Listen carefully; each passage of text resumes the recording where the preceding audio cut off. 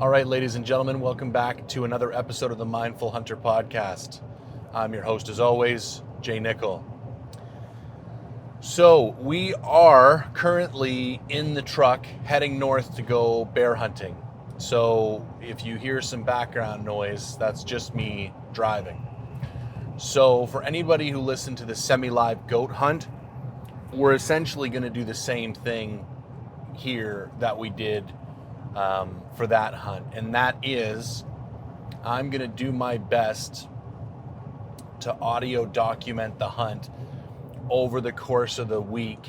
A couple of times a day I'll turn on the recorder, give my kind of updates, how the hunt's going, and try and do a blend of, sorry, I'm passing a train with screeching brakes on right now, just crazy. And try and do my best of blending kind of some technical hunting information with the more like qualitative explanation of what's going on for me in the hunt. Now, typically on the channel, I try and focus on really physically challenging and mentally challenging hunts. And I don't want to say that what I'm about to do is like a gimme hunt or there's no challenge to it. Every hunt is challenging in its own right, but this is not, a particularly grueling hunt. I'm going to be staying in my buddy Jeff's house. You really only hunt evenings. There's not a lot of big hikes. There's quite a few bears around, so I should be able to get in the mix every day. So it's going to be an interesting hunt to document because, the nice things about those more challenging hunts is that, as Ranella would say, it makes its own gravy. It's pretty easy to keep it interesting because lots of weird and interesting shit happens all the time. Whereas on these hunts, it's not always the case. So I don't know. As usual, I'm just going to do my thing and hopefully it comes out interesting. And if it doesn't, then so be it. So one of the things I wanted to talk about is how much I enjoy just getting to the hunt. So I am about maybe 45 minutes north of Hope, British Columbia right now. It's 5:45 in the morning. I left my place almost exactly 2 hours ago. And this is a particularly winding stretch of road. Like, you really got to pay attention. There's lots of steep mountains everywhere and lots of really interesting things that keep trying to grab your focus, and you have to pay attention to the road. And there's maybe an hour or two of this, and then we'll kind of pop out in Cache Creek and shit gets a lot, flatter and more predictable and more straight lines, less curvy lines. But I love traveling to the hunt. I was talking to my wife about this last night. She was like, I can't believe you're getting up at 3 o'clock in the morning to leave. And then she said, well, yes, I can, because I know how much you like the drive. And that is a big part of it. Like getting in the truck with a fresh cup of coffee and a phone full of podcasts and a bunch of road in front of me, I can't think of many other things that would be more enjoyable than that. So I do think there's, I am somewhat envious sometimes of people who can hunt right at home or within an hour or two of home. But in the same breath, I'm also happy that I get my little drives.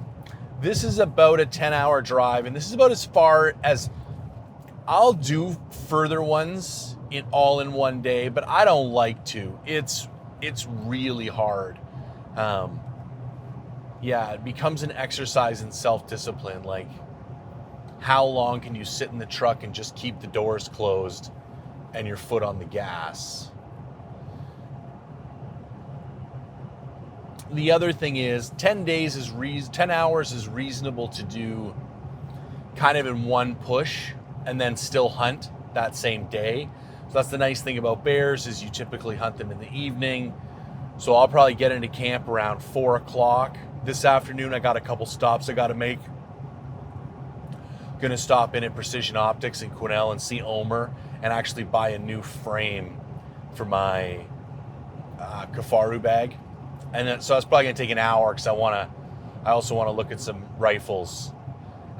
Little sneak peek at some content to come. I'm 98% certain that over the winter we're going to build a premium rifle on the channel. I'm not 100% sure yet what I'm going to build. It's going to be a bigger caliber. Like, it's not going to be a 6.5. It's going to be a mountain rifle. It's going to be light. Yeah, that's about all I know at this point. So I'm going to check out some stocks while I'm in chatting to him. But yeah, anyways, I love the adventure. And even though I've driven this road probably 100 times, I used to live in Quesnel and we go back and forth to Vancouver and Vancouver Island where my mom was living at the time frequently. I still love the road. I love putting on miles. And I like doing it by myself. I like being in my truck. I like it quiet. Although I will say long road trips are definitely easier with a buddy, especially when you can trade off driving every couple hours. So the other thing that I was thinking about last night that I wanted to touch on was, not only was I excited to get on the road and just, start traveling, I was also excited to go hunting. And it's like, I said to myself in my own head, I'm like, oh, I can't wait to kill a bear. And then I thought to myself, is it okay to say that out loud? And I don't know if it is okay to say that out loud. Like, here's the fact of the matter. It is exciting to me to go and kill an animal. And I think it needs to be okay to say it just like that.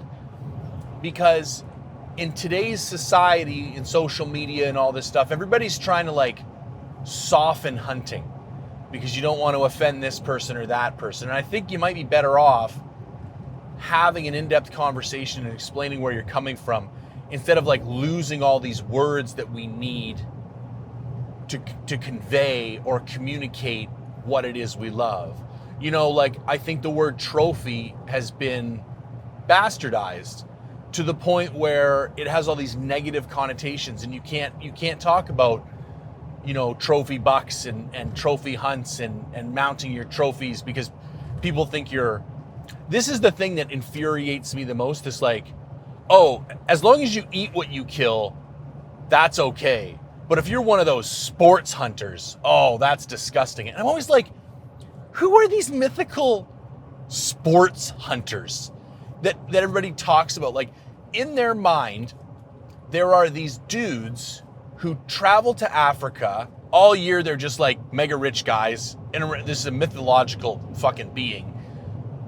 They run, mega $billion companies, and then they enjoy just flying to Africa a couple times a year and senselessly killing animals. And that's these sport hunters. And it's I've been hunting a fairly long time now, and I like to think I know a really diverse set of people within the hunting industry. I have no idea who these people are. I don't these people don't actually exist in reality. I don't know many people who go to Africa personally, but I've heard lots of podcasts, really in-depth reviews. I've looked into and researched a couple people. I'm thinking Corey Knowlton, specifically because he had all the hype around him with the Black Rhino for $400,000 and the Dallas Safari Club and all that. And here's what I think people don't understand about these people who go to Africa. If it wasn't for the funding generated through the sale of African hunting opportunities, the vast majority of megafauna would either be extinct or extirpated from the vast majority of their natural home range. There is no or very minimal governmental funding for that type of stuff in Africa. It all comes from hunting. And what infuriates me even more is that when you look at the books of an organization like the Humane Society, which is, one of the largest anti-hunting organizations, or PETA, you will not find, large donations or large sources of funding aimed at directly helping these creatures that they supposedly want to protect. But when you look at hunters, like I personally, through the purchase of hunting tags in my province and memberships that I pay for every year with organizations like the Rocky Mountain Goat Alliance, the Wild Sheep Society of British Columbia, Wild Sheep Foundation, Rocky Mountain Elk Foundation, directly supports the conservation and welfare of these animals that we love to hunt. And the same thing goes for these animals in Africa. And what I've experienced, and I'll admit it's limited, I don't have a bunch of friends who have enough money to go over there and hunt, but like from the people that I've been exposed to and the interviews that I've heard, take Corey Knowlton, for example. Okay, guy comes from money, that's fine. He comes from some Texas oil money.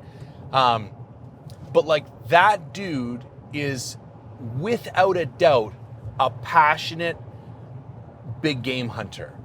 And he loves hunting big game, and he wanted a new experience, and he was willing to put, I think it was $400,000 on the table to go hunt this black rhino.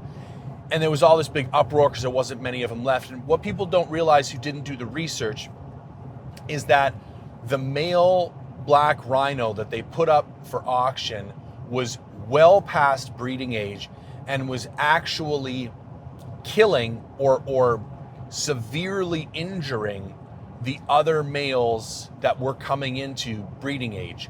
So this rhino had to be put down. Like that part of the discussion was over. This rhino is gonna die. Now, do you want to send somebody out there from, the who works for that particular area? They don't really have, I'm trying to think, like, wouldn't be a warden per se, because most of them are privately held game sanctuaries over there. But okay, whatever. Send a local professional hunter in and pay him, a day rate to go kill this black rhino.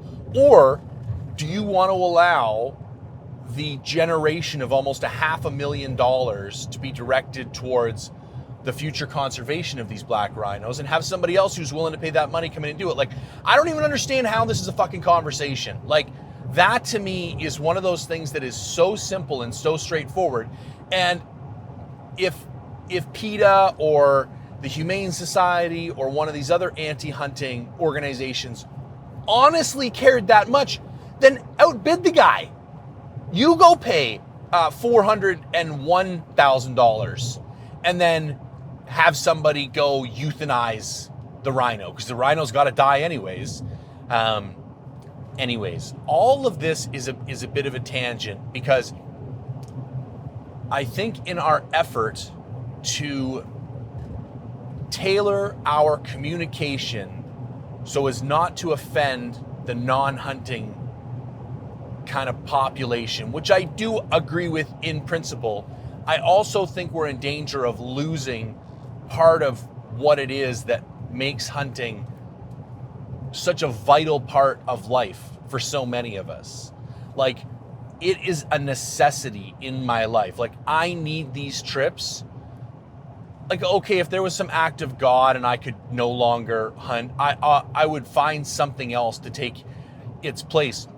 But what hunting gives me in my life, the sense of peace, the sense of well-being, an element of mental clarity, a sense of purpose, a sense of challenge, an ability to get in touch with parts of myself that I didn't even really know I had, an ability to spend time by myself for extended periods of time and get to know myself on a deeper, more fulsome level. Like, all of that stuff that hunting gives me is a necessity for me to be who I am and to operate as I operate and to perform at the level that I'm trying to perform at in my life, with my family, with my business, with my friends. None of that would be possible, or it would be severely hampered if it wasn't for hunting. And I think we need to be honest with ourselves and with the people we communicate with about what hunting is. And it is the active, fair chase of a living creature with the intent of killing that creature, taking its life. Fact. And even just look at the word, like, when was the last time, and be honest with yourself, that you were talking to somebody who wasn't a hunter, or you were making a post on social media and you said, I just killed a bear, or I just killed a deer. And it's like, you just don't see it and you don't hear it. It's like, I harvested. What are we, farmers? Harvested. Or I took a deer. And it's like, well, where did you take it? Or I got a deer. Well, where did you get it from? You know, it's like, and I don't want to, I get it. I'm not advocating like the glorification of the more sensational elements of hunting. But what I am advocating for is like an honesty about, I do find it challenging and exciting to kill an animal. That's a fact. And I think every hunter would agree with that if they're honest with themselves, because it's like, if not, then why are you doing it? Like the whole, listen, there's better ways to go get organic protein. And if you don't find it, you know, viscerally exciting in some way, shape, or form, I think you're missing the point. Like, I think that's the element that gets us back in touch with that primal part of ourselves. Like, that's when I feel the most alive. And no, that's not all of it. There's obviously more parts. Slowing down here coming into Boston Bar. Obviously there's more parts to it than that, but I think our community does a really good job at communicating the other parts and being honest about sourcing organic protein and the fact that it's highly regulated, and, you know, the adventure part. And like, I do think these are well communicated elements of our culture. But I would like to see it socialized and normalized that it's okay to be excited and enjoy the chase and the actual killing of an animal. Like, I think it is a very natural part of our existence. And I think when you do it the right way, you know, fair chase, really creating challenges that are representative of your skill level. You know, if you know what you're doing, don't go be chasing button bucks. You know, you want to pick animals that are, like I said, representative of your skill level. And this kind of goes back to the trophy part of it later. And I did a big rant about this on one of my other videos, but I'll just quickly touch on it here. How that word has been bastardized is that what it was supposed to mean and what it does mean to people who understand that word is that a trophy animal represents that upper echelon of the species.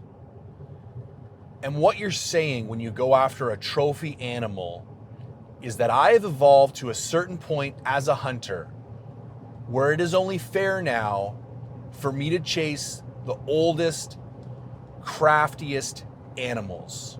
The side benefit from a conservation perspective of this is normally that means you're taking animals who have already impacted the gene pool. Like, they've already bred for multiple, you know, seasons and are probably on their way out, if not already out of breeding age. I mean, that's the ultimate goal, the holy grail. You know, take deer, for example, would be, you know, a buck that is in that, you know, the couple of years between coming out of breeding age and then starting to regress when they're, you know, obviously not in their peak performance anymore. But, and I don't know what that would be for most bucks. 8, 9, like maybe, probably even younger to some degree. Like if you were, nobody would bat an eye at killing a 6 or 7-year-old buck. That's a pretty solid accomplishment for most people. Although I would also agree they are still in, breeding years, but they've also had a couple good ones behind them. But that trophy element was supposed to indicate that you were restricting yourself to only targeting the animals that posed the greatest challenge for you, because that's where you were as a hunter. And I don't know why that's not okay. Like, I don't know who, like, a trophy is meant to celebrate an accomplishment that was of such a degree that it's noteworthy you were able to execute it. This is why I kid around with my daughter all the time, but I'm like, there's no fucking participation medals in this family. Like, if you get a trophy, it's going to be meaningful. It's going to indicate that you were able to do something that is of note and regard. And that's what I feel about, and I haven't had many of those. I'm going to be honest with you, like maybe even only one. To be fully transparent, I think even the elk I took with my bow, that was a trophy hunt to me, because going where I went, first big game animal, solo, in the backcountry, like that part of it elevated that challenge to something that was just inside my zone of proximal development. But that's an interesting concept as well. Let's unpack that for a moment. What is the zone of proximal development? It's a psychological concept that describes basically the area under the curve, or the list of activities that are within an acceptable level of challenge. So this comes up a lot in child psychology or childhood education. And in order to advance children as quickly as possible, or to be as efficient as possible with curriculum design, you want to have tasks that are at the upper level of what they're capable of accomplishing. If the task is too hard for them to execute, they won't learn anything because they'll just give up. And if the task is too easy, it will be too close to stuff they already know how to do, and there won't be any new learning. So the perfect task is that task just inside what they're capable of. That area of tasks, if you were to put it on a graph, is called the zone of proximal development. And I like to think of that in hunting terms, or when I'm planning hunts or thinking about hunts I want to go do or where I want to go, I'm thinking, okay, what is my zone of proximal development? Like, for me, what is that thing that's just inside my level of incapability, if you will? But that is what a trophy is supposed to commemorate. The fact that you were able to accomplish something that was extremely challenging for wherever you're at. I mean, if you've just started and you got a 5-foot spring bear, fucking A, man, that is your trophy. That is your thing to commemorate what you were able to accomplish. Because I guarantee that was not an easy task for you. Now, if somebody took you out and held you by the hand and kind of spoon-fed you, that's an item for future discussion that I do find somewhat frustrating. But if you went out, relatively speaking, on your own, and you kind of figured things out and you were able to put one down, that deserves commemorating. Whether, it happens through a picture, a hide, a mount, however you choose to do that for yourself. I'm frustrated by the fact that we can't use the word trophy to describe that element of hunting. And that kind of dovetails in with this whole, it's not okay to get excited about killing an animal. Because that's like, what's the word I'm looking for? It draws attention to maybe a part of ourselves that people don't want to admit exists.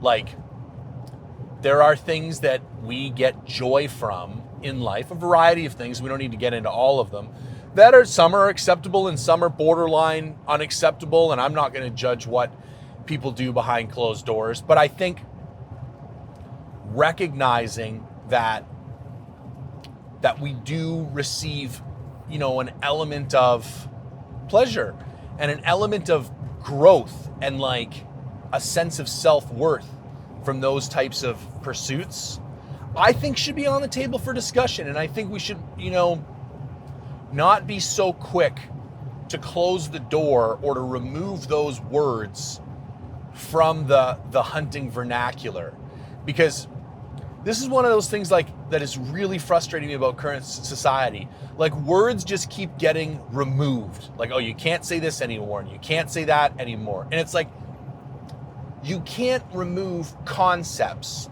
from psyches, whether that be the psyche of the society or the psyche of the individual.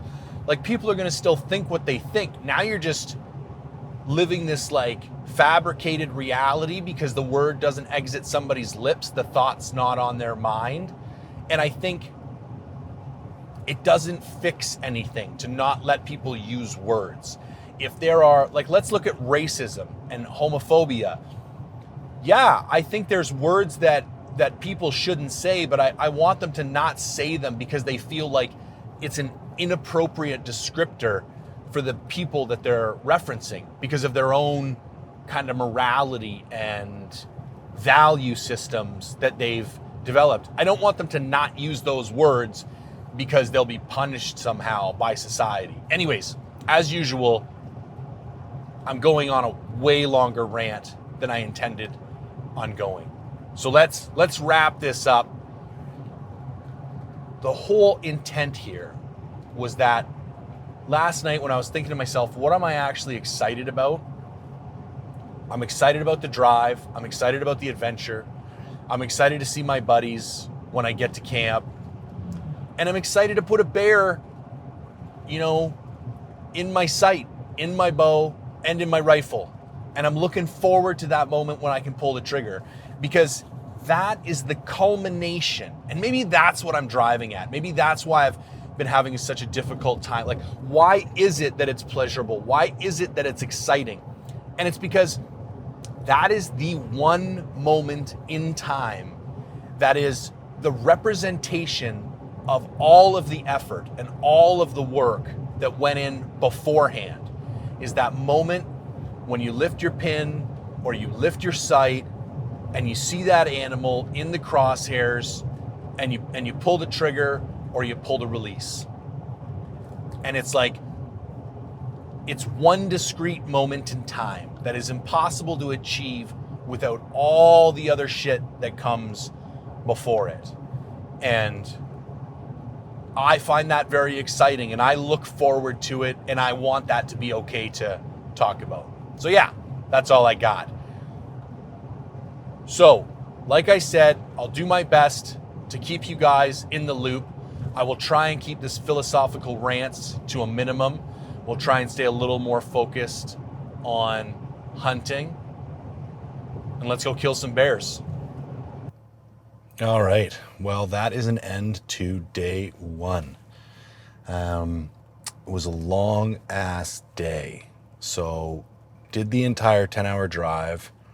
Also stopped in to see Omer at Precision Optics. Bought a new Kafaru frame because I wanted to transition from the tactical to the duplex light. Shaves a pound of my pack weight off. Stopped in Prince George. Picked up some groceries. Made it all the way out to camp. Pretty uneventful. Everything went well. And then went out and hunted for the night. And let me try and paint a picture of where I am and what's going on. So I'm a couple hours outside Prince George, basically in the foothills of the mountains along a pretty major river. So I'm hunting a lot of flats. I would say I'm in a mixed use area. There's some logging, there's some ag, there's some ranch, there's some real scattered residential, like, interesting people, to say the least. And Where I went tonight was kind of one of my favorite spots to hunt. It's this big meadow, and I was there quite a bit last year, lots of action in there last year. And you basically, it's about a half an hour hike in, and then I kind of set up in this one corner that enables me to glass the rest of the field, and the wind is pretty favorable. And the interesting thing about this field is that the bears can really come from any direction. And so your head's basically on a swivel the whole time you're in there. So what I typically do is set up the tall tripod so I can stand it. I put the spotting scope on that, and I just basically scan these 360s across the meadow, and then also back the trail that I kind of hiked in on. And then taking breaks from that, I'll just sit and pass some time. And then I'll also just use the binos to kind of spot check key areas where I tend to see bears come from more often. There was less sign on the way in than I'm used to. I bumped a small cinnamon, like real small, kind of shaggy. At first I thought it was a dog. But a beautiful, like a bright cinnamon coat. And he was just off in a ditch line on my way in, and I bumped him. And then, yeah, got in, got set up, did my thing. The bugs were insane. I don't typically get bothered by mosquitoes. Like, they can be around and they don't really frustrate me, but last night was crazy. I don't typically get bothered by mosquitoes, but tonight they were absolutely insane. Just crawling all over the backs of the hands. And what I did is I put my raincoat on. They couldn't get through that, but they would still kind of climb into the hood and get in my ears. And yeah, it was bad. I contemplated pulling out a couple times. I should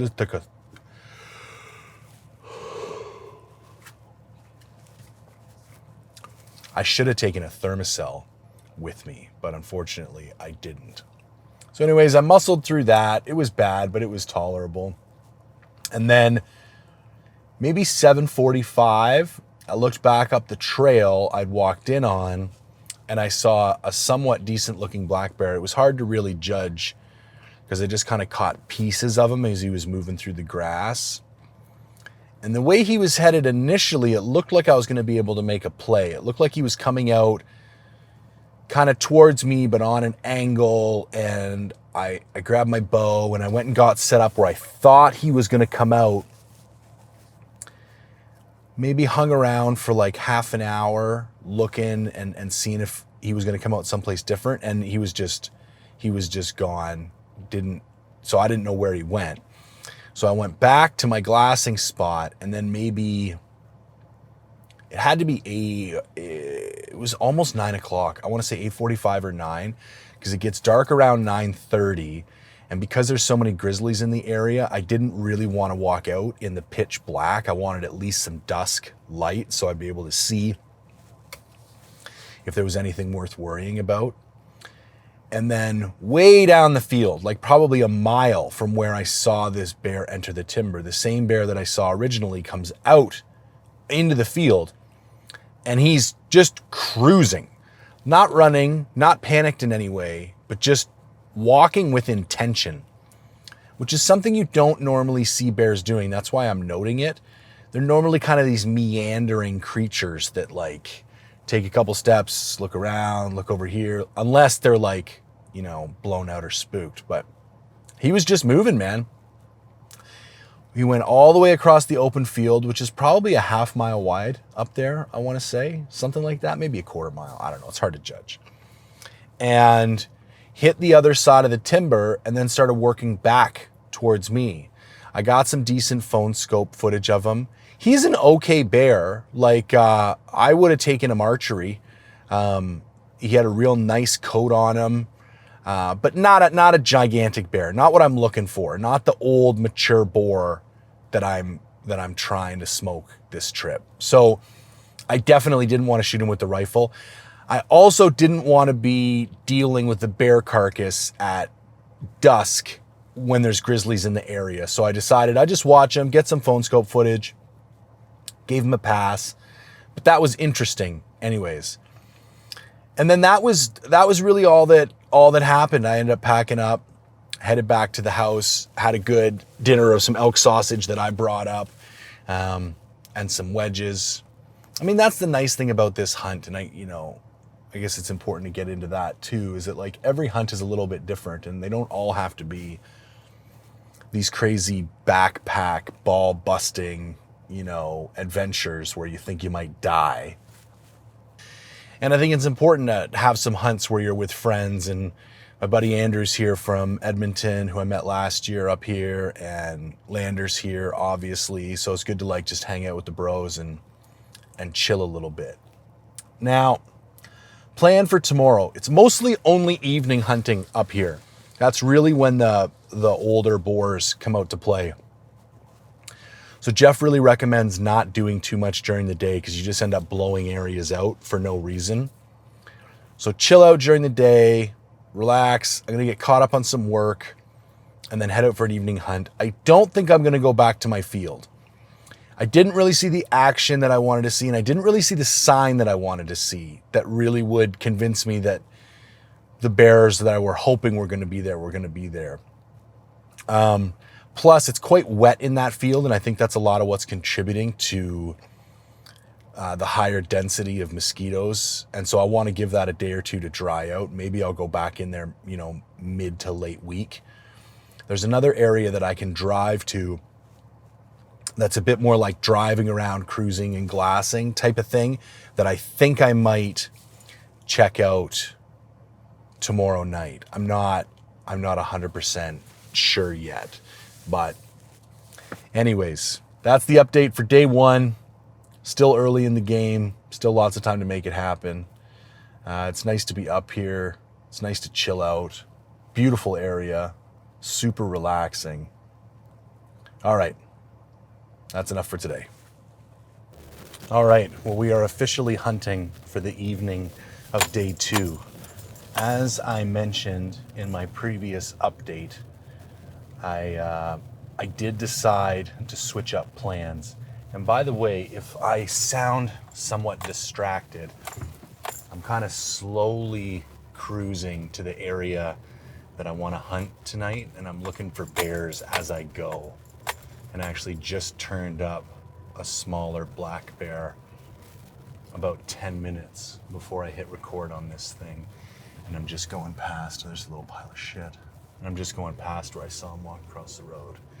Definitely wasn't the caliber of bear that I'm looking for. Just a nice little guy, but it's good to see that there's action and that he's out and about. So anyways, like I was saying, sorry, I gotta get my map out here. Like I was saying, I made the executive decision to switch up game plans. I didn't see the sign that I was hoping to last night in that field. And I also heard there's been a shitload of grizzlies in there recently. So what I decided to do was actually come over to a different road system and kind of do a lot of cruising, try and cover some more ground. So the game plan for the night, and I've been on this road system before, and it's basically like there's a fairly significant, there's another big pile of shit. This is good. This is looking better than it was last night. I think I made the right choice. There's basically a fairly significant network of roads back here, all logging roads, and I'm gonna cruise them, and I'm gonna shout out to Zach Logan, who actually gave me this tip, and I think it makes a lot of sense. When I typically would cruise roads, I would try and cover as much ground as possible and just cover everything once and try and cover more new ground. And he said his tactic is to find like 3 spots that seem to have good traffic, like he's reliably seeing shit at 3 different spots on a regular basis, and then basically just bounce back and forth between those 3 spots all night, which I thought was a really good idea because it's pretty reliable that the bear is going to come out at his spot at some point in the night. It's just a matter of when. So I'm going to kind of slightly adapt my strategy here. And what I'm going to do is I'm going to still cover as much ground as I can tonight. Now, the nice thing is, last year when I was here, every time I ran into a bear, I snapped a point on Onyx. So I do have a couple of locations where there did tend to be bears on a repeating basis. So in addition to that, I'm going to look for areas that have at least like a few big piles of relatively new shit, and then put those on my Onyx, and then maybe come back in here tomorrow night and ping pong back and forth between those locations and see how that works for me. So, like I said on my other update as well, this is a really enjoyable hunt. Like, just cruising around in the truck, cruising logging roads, looking for bears, listening to podcasts. And I think another tip I can give, because I've done this a lot, is that like, you're not trying to get anywhere. So as soon, like I'm at least a half an hour from my intended destination, and I'm still cruising at like 20 kilometers an hour. Every time I come up to a blind bend, I slow right down. You never know when you're going to see a bear around the corner, even on what is typically a busy logging road. Like, these little bastards will cross anywhere. So as much of a tip as it is a note to myself to exercise some patience, chill out, take my time, and just see if I can turn up a bear. So yeah, that's the game plan for tonight. Stay tuned and I'll keep you updated. So just cruising along. It's still pretty early, 7:30-ish. Still got a couple hours left to hunt. It's been a bit of a slow night. Turned up a couple bears, but nothing particularly noteworthy. But I just stopped to take some pictures of this kind of extracted bridge just sitting on the side of a logging road. And it reminded me of a thought that I used to have a lot when I was in forestry. And it seems particularly poignant right now, given all the protests that are going on because of the old growth logging. And I'll be the first to admit there's definitely some logging that has occurred and continues to occur that is not the most sensible. And I can see why it's controversial. But there's a couple points that I think need to be made. Number one, the vast majority of access to remote wild places in British Columbia has been granted through the construction of logging roads.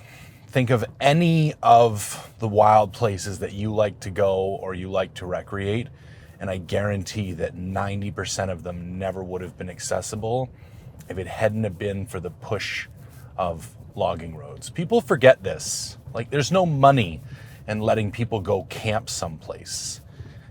There needs to be a financial incentive in order to create access. Then once access is created, you can incentivize maintenance in different ways. But I never see any of the, old growth logging protesters, showing appreciation for the logging roads they use to go on their kayaking trips and their overnight backpacking trips and, all of that stuff. And there's another side to that story that unfortunately doesn't get told particularly well. The other note about old growth forest, I've laid out old growth forest on Vancouver Island, is the people who complain about it getting cut down. It's like, well, where are you before it gets cut down? Because I'm here to tell you, the vast majority of that old growth forest that you're complaining about it getting cut down is an absolute hellhole. No one in their right mind would spend any time there. While I think it's important to protect certain things just so they're protected, I think there's a limit to that. I mean, if you go too far, now you're just a hoarder. Now you're just protecting things just to own things and just to say that you have them and that they're there, but you're not actually utilizing them. I think a more effective philosophy is kind of what BC does. On the whole, you got to give, I think they do a pretty damn good job of outlining areas that have, multi-use interest and saying, okay, we're going to, look at the Carmona Valley. All right, we're going to stay out of here. We're going to give you this area. It's accessible. It's attractive. People want to go here. People recreate here. We'll protect it. Okay, great. Pick some other key areas like that and protect it. But I'm going to be completely honest. The rest of this shit, man, industrial resources are important to the success of our country and the success of our province. And I am pro responsible logging. No, I don't think we should rape the planet. But like I said, I was in that industry for 15 years. And if you had any idea the obstacles that you have to clear, it takes months, sometimes years, to get permission to go log some of these areas. You have to have resource management plans. You have to have sensitive environmental area management plans. You have to show that you have taken into account the different species that utilize that area and how they're going to be affected. Stream assessments, geological assessments, terrain assessments. Like, it's crazy. People think you just rock up, with a chainsaw and a pickup truck and start nuking shit. And it's like, that is not what happens. In most cases, it is a minimum of 5 years from the time when somebody just looks at the side of a mountain and be like, we should probably, access some of this timber, to the time that timber is on the ground. It takes a long time to get that stuff pushed through, and it has to pass through multiple layers of approval from multiple different stakeholders. Anyways, that's not really the point of this whole rant. The point was just that I am particularly appreciative of our logging roads in British Columbia, because if we didn't have them, we wouldn't get to go on these adventures. And it's like, you have no idea the type of expenses occurred by TFL owners to maintain these roads. And they might only use them once every couple years, really, like the spurs. And they still have to keep up the main lines and all that other kind of stuff. And it's cool that I'm just tripping around right now in the middle of nowhere. Like, haven't seen a living soul since I left the main road at like 5 p.m. It's a really cool experience, enjoying what BC has to offer. And it wouldn't be possible if it wasn't for the efforts of the logging companies. So yeah, I just wanted to hop on and say that. Time to keep looking for bears. Well, that's a wrap for day 2. Definitely had a little bit more excitement tonight than last night.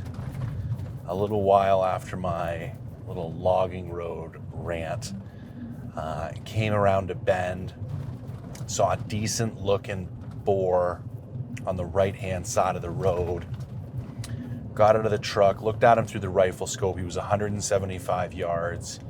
He was good size, but not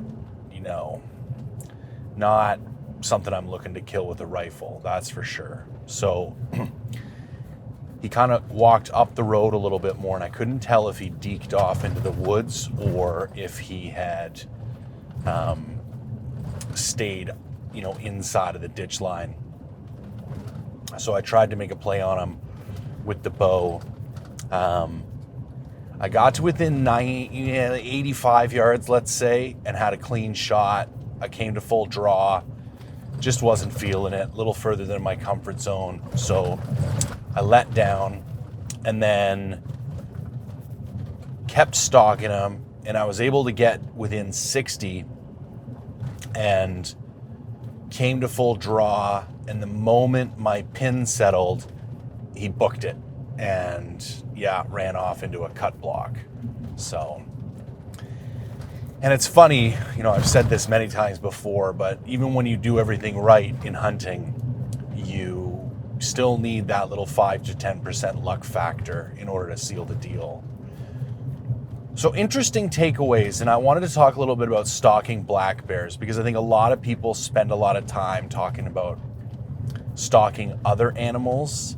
And in my experience, and I'm not the most experienced guy in the world, so if there's other hunters who know that more than I or who have conflicting experience, I'm all ears and I'd love to hear about it. But in my experience, stalking black bears is a little bit different than, say, stalking a mule deer. I think you need to be a little more aggressive and take opportunity when they present themselves. Because if he's not looking at you, like if his head is down and he's eating, or if he's walking away from you, you can be quite aggressive. And here's why I think it's important to be aggressive. Black bears spooking, I find, is more of an issue of mood than circumstance. For instance, anytime a deer sees you, it's going to run away. 100%. Now, depending on the species of the deer and the circumstances, the runaway might look a little bit different. You might get a look back. You might get a pause. You might get a run 10 feet, stop, look again, then run the rest of the way. Like it manifests in many ways, but at the end of the day, a deer knows its prey. And when it senses danger, it runs. Bears are not the same. Bears are predators. So depending on their mood and partially the circumstances, when they look at you, they could decide not to run. They could decide to run at you. They could decide to hold their ground, or they could decide to run. And I think if you're too cautious, when he does notice you, if you're not in a place where you can take advantage of a shot and he decides he's not afraid and he stands there, well, it doesn't do you any good because you're not going to be in a position to make a play on him anyways. And if he does decide to run, it's not really going to matter if you're cautious and take your time or if you're aggressive and you go up there, because he's going to bolt either way. Because here's the other interesting part. When you're doing this like logging road stalking, this is not like your typical alpine mule deer situation, or even an alpine bear situation. Like, you don't have a whole lot of cover. You have minimal choices for routes. He could just be feeding and walking and go off into a cut block, so you have limited amount of time. So I think of it somewhat differently, in that the way I think about it is getting the situation to come to its natural conclusion as quickly as possible. So either he's going to run or he's not. And if he's not, I want to be close enough to shoot him when he decides not to run. So therefore, I tend to stalk black bears pretty aggressively and pretty out in the open. It's worked out for me in the past quite successfully, so it's what I keep doing. And the other thing is, it's like, you don't want to sit around. Fuck, this road is terrible. Sorry for all the background noise, but I'm driving this washboard fucking piece of shit road.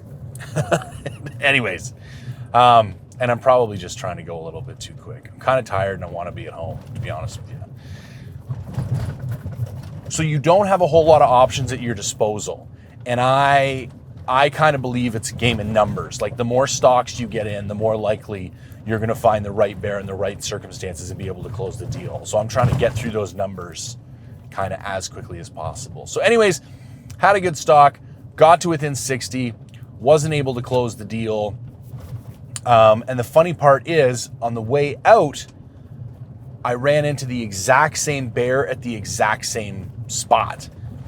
Now, I didn't really get an opportunity to make a play on him because he was on the left-hand side of the road. He saw the truck. I stopped. I just sat in the truck and I didn't move. And once he got used to the truck, he just walked across the road. But then, without even pausing, he just hit the ditch line and walked off into the timber. That's the other thing that's a little bit different about bears. Even just, if you come around a corner a little bit too quickly and you've driven a little bit too far, or they notice the truck before you wanted to notice the truck, just sit in the truck. Just sit in the truck and wait. And as long as the truck doesn't do anything particularly aggressive, 9 times out of 10, the bear's just going to go back to business as usual. And then what I normally like to do is wait for him to go around the corner naturally, like just meandering on his way. Then I can open the truck and get out. Here's another rather counterintuitive tip. If he's within sight of the truck, don't shut the truck off. Because, and I could be just speculating on this, but I think the change in noise is what alerts him to danger. And as long as like the low rumble of the engine just stays, he doesn't feel like anything's changing. You know, last year when I shot my boar, I didn't see the bear until I was within 40 yards of him in the truck. And I stopped. He was looking right at me. I left the truck running, opened the door with the truck running, got out, opened the back door, got my bow out, ranged the bear, and then shot the bear while standing directly beside the truck. But I left the truck running the entire time. And that's further to my other point about how they don't act like prey. Like, that's pretty aggressive. There's no way you're gonna pull that shit off with a deer. And that's why I recommend being more aggressive when bow hunting bears. I think it pays off in the long run. I'm sure there's the odd stock that I blow because I'm being too aggressive, but I think over the long term, statistically, I'm going to be more successful being more aggressive than less aggressive. So, anyways, that's that. Yeah, I saw him one more time, wasn't able to make a play, and then maybe about another 2 kilometers down the road, I saw another bear and also wasn't able to make a play.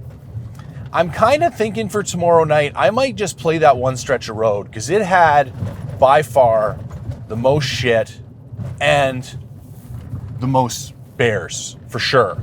And good looking bears. Like both those boars that I saw tonight on the way out, I would happily shoot. The second one actually could be really big, but I didn't really get a super good look. So, and that's the other thing with bears. I find when you first lay eyes on them, you're like, oh, it's a big boar. And then once you're able to pick them apart.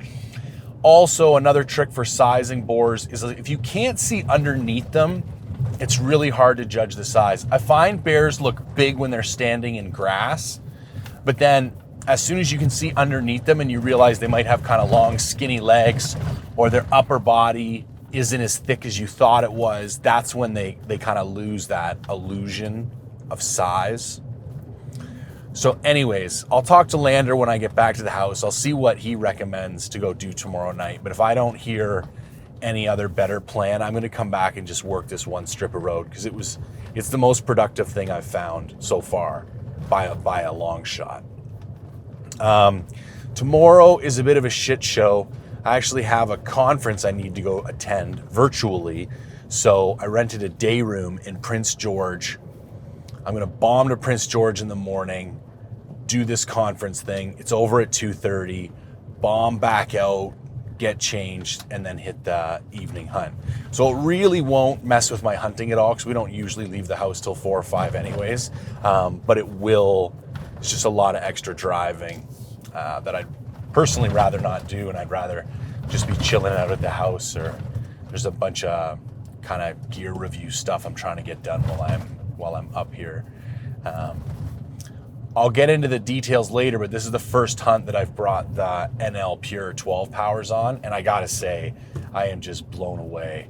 I'll give more detailed feedback, but I also want to say the forehead rest is a game changer. If you get those binoculars, buy the forehead rest. It's way smaller than you think it is. It's totally going to fit in your bino case. Yeah, I'm loving those binoculars to the point where I'm pretty sure I'm going to sell my Zeiss 10s. I just don't see a need for them with what these 12s are able to do. All right, that's the night. We'll pick it back up tomorrow morning. All right, welcome to the beginning of the evening of day 3. So ran into town for the day to attend that conference. Was able to make it back to the house in pretty good time. And I'm back out on the same road system that I was cruising last night. I've been out here for about a half an hour already. Actually, I was pretty focused on just getting out here in good time, so I didn't want to waste time doing updates or recording anything. Also, when I drive full speed on these logging roads, I'm fairly certain the mic sounds like shit, so I was trying to get to an area where I'd be going slower. So, game plan is I am essentially going to cruise the same system of roads that I did last night. However, I'm going to focus my attention on kind of a smaller subsection of the system instead of trying to cover as much ground as possible.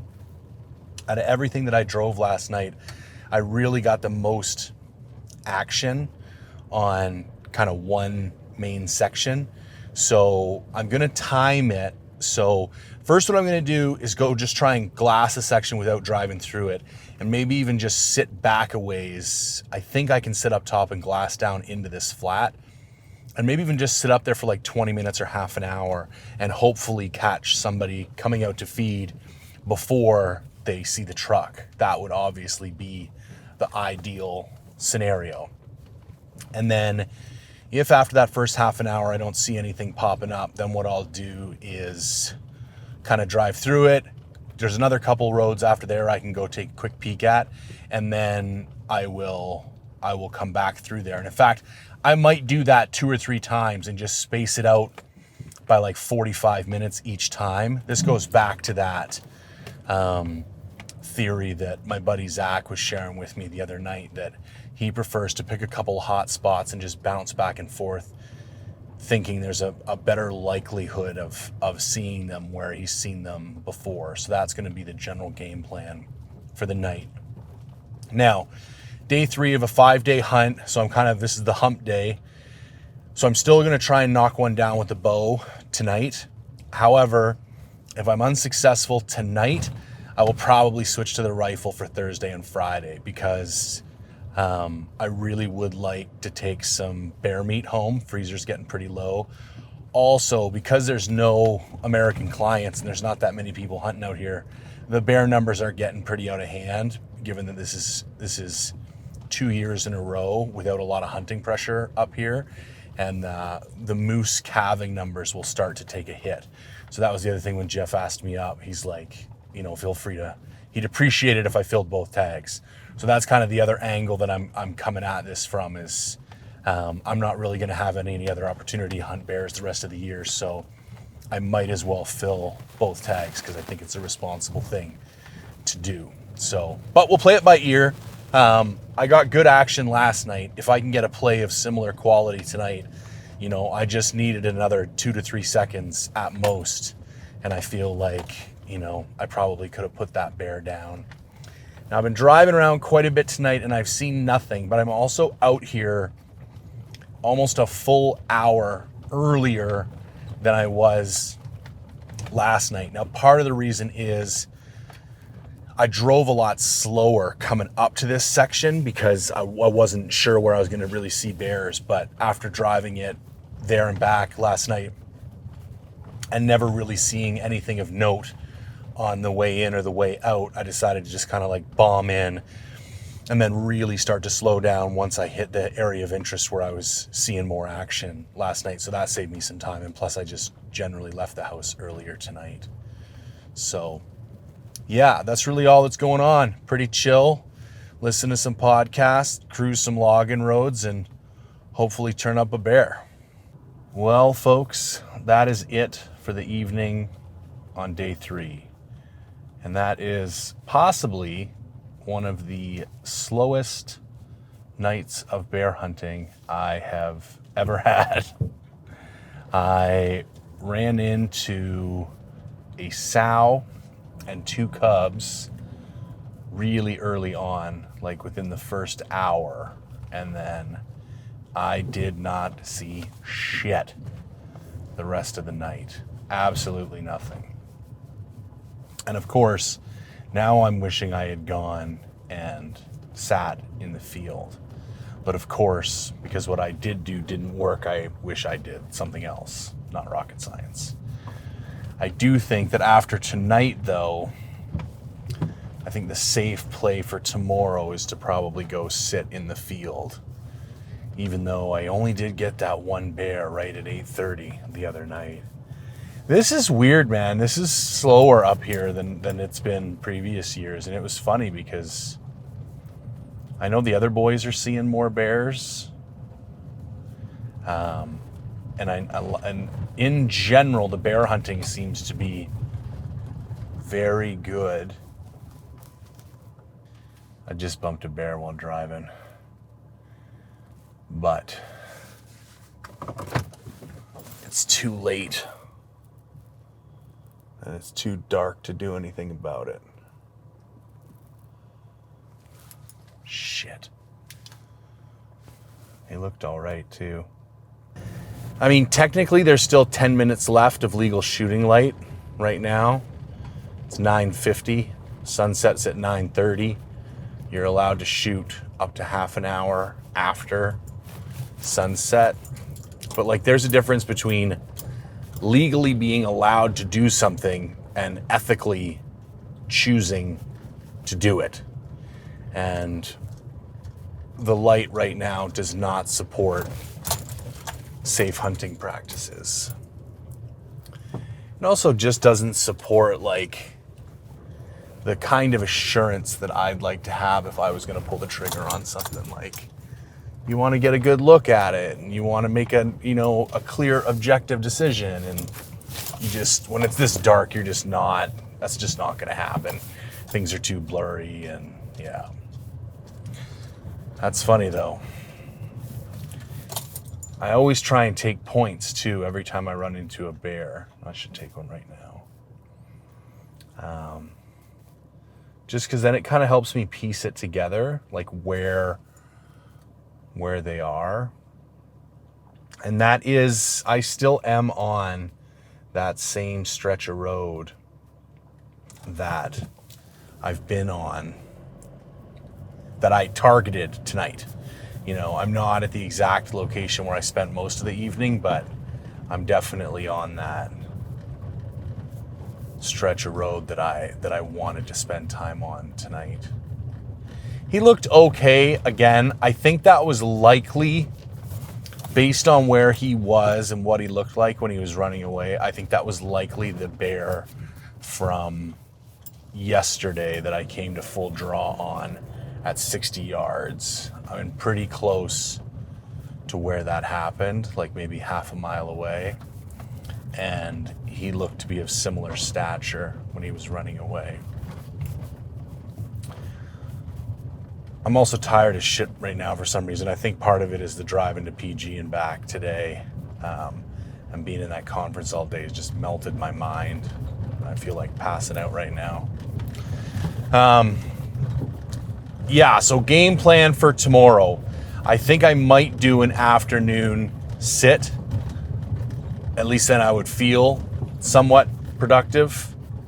Potentially, erringly so, but still might feel productive nonetheless. And then maybe just go sit the field in the evening as well. I can't really say I've got any better options at this point. Could go sit the stand in the upper field, but that area is kind of notoriously bad for grizzlies, and the grizzlies seem to be particularly bad this year. I want something where I can cover some more ground and check out a few different areas. Anyways, I'll put on my thinking cap when I go have dinner with the boys and see what their game plan is for tomorrow. Might be nice to go hunt with somebody else too, instead of just sitting by myself all night. We'll see. All right, stay tuned, more to come. All right, afternoon of day 4, and we're gonna switch things up a little bit. I just finished up about a half an hour target practice because we're gonna switch to the rifle full time for the last 2 days. The primary reason being this opens up to new country that's not great for archery hunting, but we've seen some big bears in there over the past couple days, so might as well go have some fun with the rifle and see if we can smoke a giant bear. So I came out, did a little target practice. Gun is shooting phenomenally. I am going to do a bit of an afternoon cruise, which I know I said we don't normally do up here, but when it gets to the end of the week and you're kind of running out of time, you will kind of exhaust any options. But I'm not going to walk around. I'm going to 3 different areas tonight. 2 kind of fieldy areas and 1 more kind of road matrix section.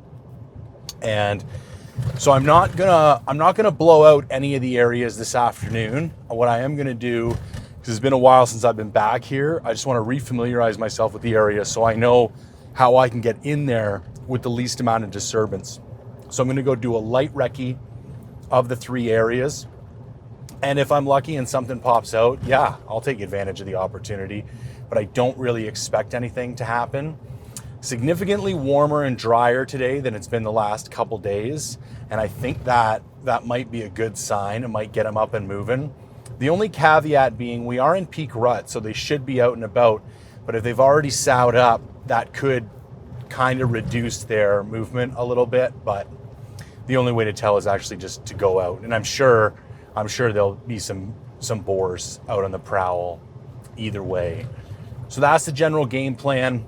Light afternoon recce, head back for maybe 3:30, get a meal in, get a fresh cup of coffee, and then probably leave 4:30 and come back out and sit for the evening and maybe just rotate through all 3 spots or pick one depending on what I see this afternoon and just stick with it. So the other really cool benefit of switching to rifle is that it's going to make it a lot easier to get it on film, which is always super cool. Not a necessity. I've taken lots of kill shots off film because I was given the opportunity, and I look at getting something on film as a bonus. It's not a necessity. But where the 2 locations in particular that I'm going tonight are particularly well set up for filming because I can get there early, I can set the spotting scope up, and the way they're positioned, I'm gonna be able to see the bears come out and I'll have lots of time to kind of get ready and take my shot. So that's the game plan. Day 4, 2 more full days to go. Here we go. Well, this afternoon has been extremely enlightening. So I went to those 2 fieldy areas, didn't really see much, got a game plan for tonight, and then decided to go check out this road system that I haven't been on in a couple years. I've seen 4 bears in the last half an hour. 1 kind of decent one, 2 definitely small ones, and 1 very large boar. Now, the unfortunate part is that all 4 of them, the instant they saw the truck, they just booked it. And that's kind of unusual.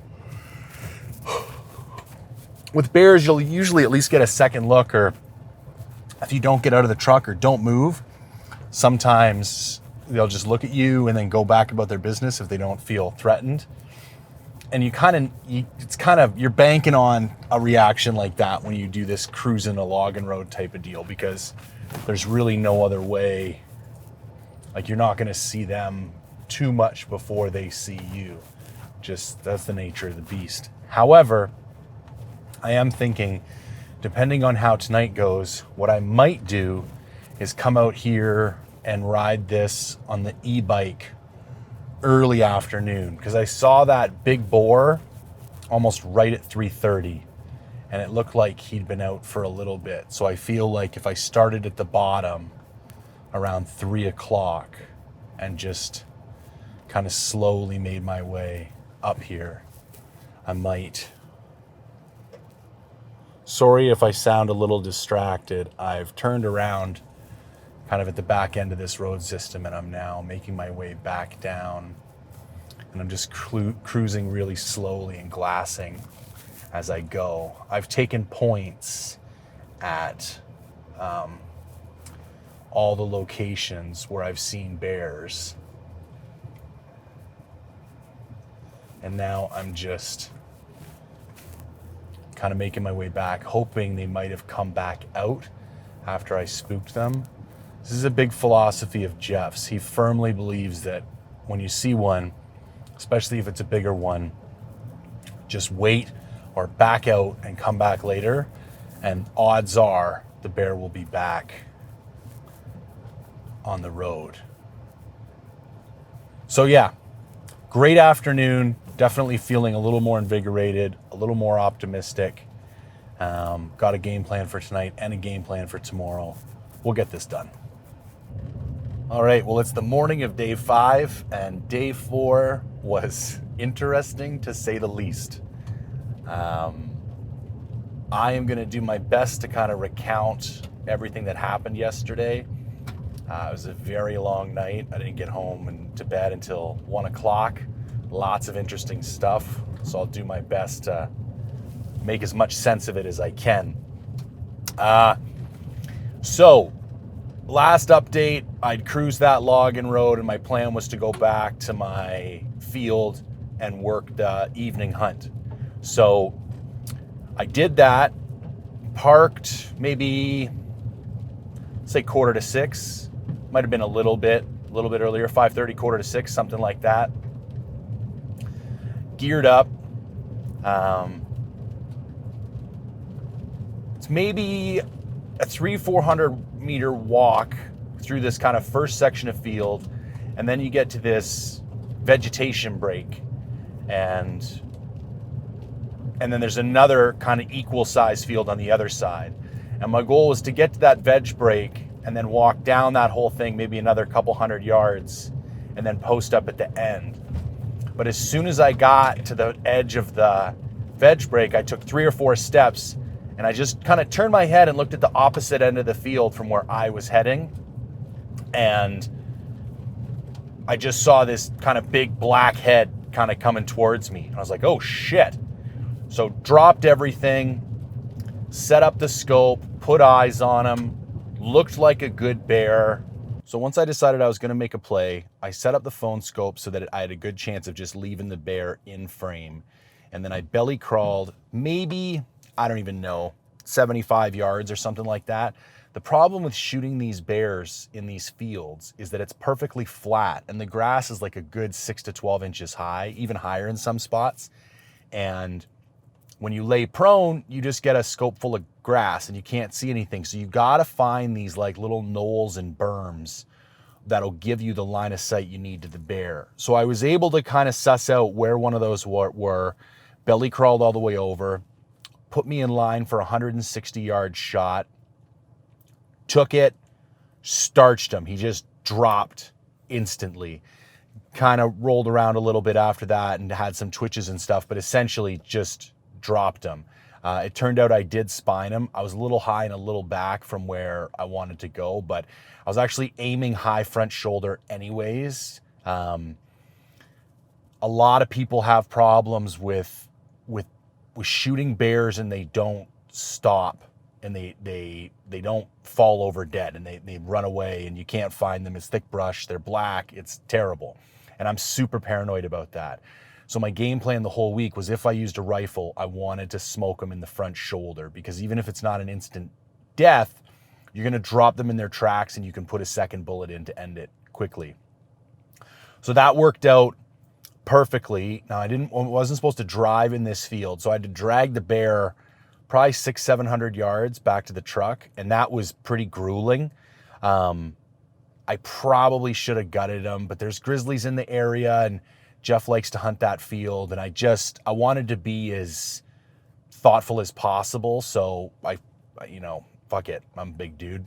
So dragged him all the way back to the truck. By now it's about 7:45. So I hop in the truck, I bomb out to service just so I can text the boys and say, bore down. It's only, 2 minutes away. As I'm doing that, I cross this second field that's on the way to the main line and bump a really nice boar. And that's the other thing I should note. The first bear I shot, it was smaller than I thought. I'm still more than happy with the bear. I'm glad that I shot him. But I didn't take enough time and look at his face. I would have noticed he was a bit on the younger side. He's still a decent, boar, but he's not the old grizzled guys that I would prefer to shoot. Nice color face too, kind of like a rich, reddish kind of hue. Anyways, I bumped that bear. So I go out, I text the boys, and then I decide I'm going to go hunt the same field, which, to be honest with you, is not the best move in the world. The fact that I just shot a black bear, there's grizzlies all over the place. But I thought to myself, I'm already here. I'm sitting in the middle of a wide open field. I got line of sight, 400 or 500 yards completely around me. So I go back in and I post up, like 10 minutes goes by and I hear this brush snapping and snarling, and I look up and right across the field, there's a giant grizzly. So I'm kind of firing on all cylinders now. I'm a little bit concerned, obviously. And he just kind of walks away into the timber. And then I'm going back, I'm glassing. And then I hear this like splash, splash, splash, splash. And I look up and there is 2 grizzlies sprinting towards me, full clip. So immediately I pick up my rifle and then I realize they have no idea I'm there. And they're not so much sprinting as like jumping and playing. I think the word we used last night was frolicking. Like it was the weirdest thing I've ever seen. And for the next 3 minutes, I watched this boar grizzly chase this sow grizzly all over Hell's Half Acre. Like they must have ran 2 or 3 miles in the 10 minutes that I watched them, just in a straight, if you had to put it in a straight line. Like they were bouncing all over the place and running fast, jumping high. It was nuts. So, I mean, Rut just must be in full swing and he's just chasing her around and she's loving the attention. I mean, it was crazy. I tried to get it on phone scope and I couldn't because they were moving so fast. Every time I would swivel the scope, they would already be out of frame. Anyways, after that happened, I was like, yeah, fuck this. I'm out of here. That 3 grizzlies within inside of 20 minutes, it's like, I'm done. And especially because they were being so irrational, I was like, man, those things could just decide to sprint over here at a moment's notice. They'd be here in 30 seconds. And they're so rutted up, they probably wouldn't even be scared of a bullet anyway. So I'm like, I'm out. So I walk back to the truck, and by now it's been about an hour and a bit, maybe an hour and a half since I bumped that black bear in the front field. So I thought to myself, he might be back. So as I'm driving out, I actually glass a bear about a mile up the road and he's walking right towards me. I get off the road and I glass him maybe for like 5-10 minutes and he just ends up sauntering off into the timber just on the far side of the field where I'm going to recce. I get back in my truck, drive up the road, get about 100 yards shy of the field that I wanna recce, and stop the truck. Bring my rifle, but I didn't bring my spotting scope and I didn't bring my bipod. This is some foreshadowing. So I get to this front field and I'm looking to my left because that's where the field is going to open out on first. And I'm just creeping and tiptoeing and creeping and tiptoeing. And then finally, I'm out in the field and I don't see any bears on my side of the field. And then I swivel my head and directly across the field from me is a really good size jet black boar just munching away. Couldn't be 100 yards away. So I'm like, holy shit. So I spend a few minutes fumbling around and trying to get him in my sights. And I'm still excited from the first bear and I'm shaking a little bit. And I'm just like, this is not a shot I want to take. I can't lie prone. I don't have my bipod. It's like, it's not happening. So I decide I'm going to go back to the truck. I'm going to get the spotting scope and the bipod. So I go back to the truck, I get the spotting scope and the bipod, I come back, I set the spotting scope up, I get the bear in frame, and then I do the exact same thing I do last time. Look for a little knoll, belly crawl over to the little knoll, get the bear in sights, laying prone, super solid, click, boom, drop the bear instantly. Again, that front shoulder shot takes him right out. Walk over, put a second one in him just to end it. Bear dies clean.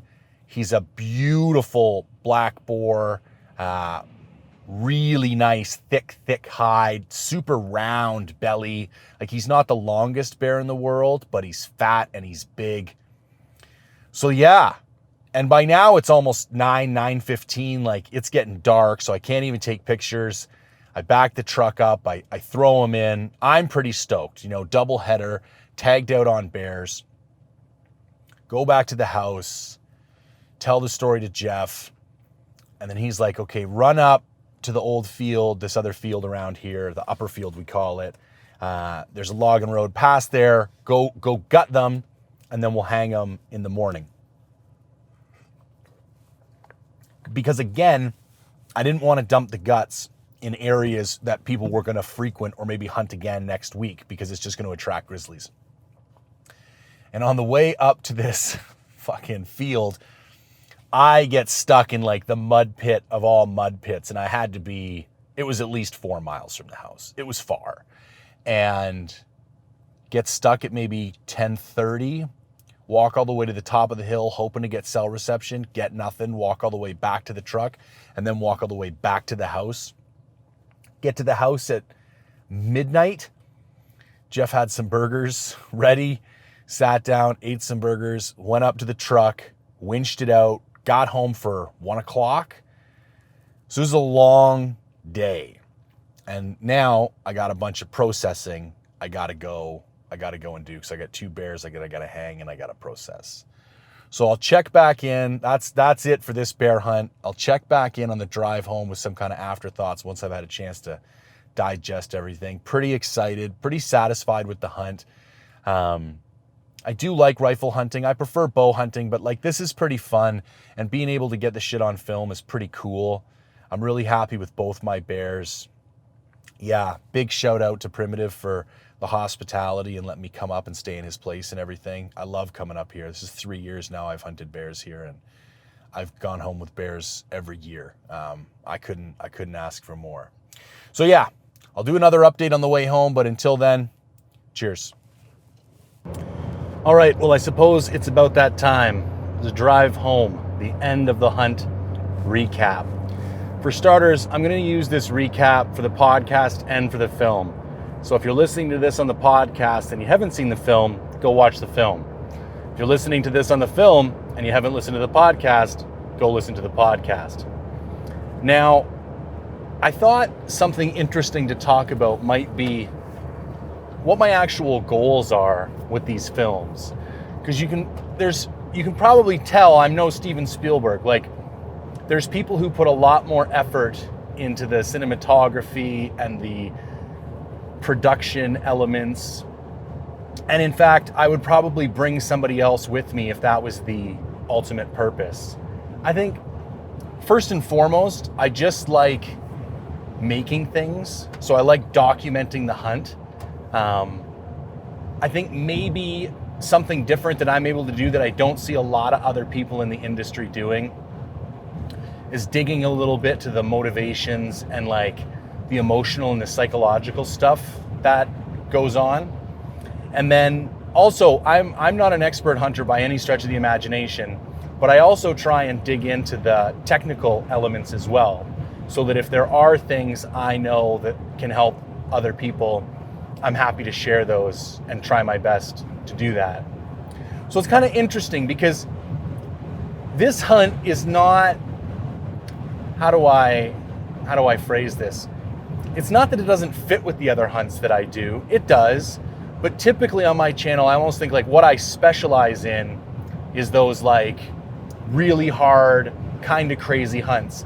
And the thing about those really hard, kind of crazy hunts is that they make their own story. You know, like going into the mountains by yourself for a week to hunt goats is not something that you have to make interesting. Just turn the camera on. Shit's gonna happen, and if you're honest about kind of where you're at and what you're thinking about, it's going to be interesting to people. Stuff like this black bear hunt, there's a whole lot of not interesting shit that happens. I mean, for starters, you're only hunting a few hours a day. It's not a physically challenging hunt. You're kind of limited to where you can go. There's not as much strategy as some more of the technical hunting that you see people doing. But here's the deal. I love this hunt, man. Not only do I love hunting black bears, which is just a slight digression, something that has really grown on me. Like the first time I went deer hunting, I loved it. I saw a deer, I wanted to shoot it, it was amazing. The first time I went elk hunting, exact same thing. Bear hunting was something that had to grow on me. And now I'm at the point where the more time I spend doing it, the more I love it. Anyways, I digress. I love this hunt for kind of all the things that make it not what my other hunts are. I like the fact that I get it to hang out with Jeff and Andrew every night back at the house and have Jeff make fun of me and, eat good food together and not have to worry about a backpack and sleep in a little bit and help out around the house. And I like that I don't feel as pressured on a hunt like this as I do on some of my other hunts, because I feel more comfortable maybe. I feel more confident. I don't know. And I don't even know where I'm going with all this, except to say, I think it's important. Well, let me back up one step. Depending on how integrated you want hunting to be in your life and how much time and energy you want to spend doing it, I think there's a benefit to having hunts like this on your hunting calendar. I'm going back home now after being gone for a week. I'm relaxed, I'm refreshed, I'm recharged, I'm ready to hit the ground running Monday morning. I'm eager to see my wife and my daughter. And it was a week away hunting that does that for me. And when I come back from some crazy ball-busting adventure, that's not always the case. A lot of times I'm emotionally and psychologically drained. And what I take away is my vacation time. I end up coming home almost worse for the wear. My wife used to get pissed at the beginning. Like those first few years when I just kept failing at elk hunting over and over and over again, I would come home in a mild depression, and I would be like that for a month or two. It was just that failure again and again and again.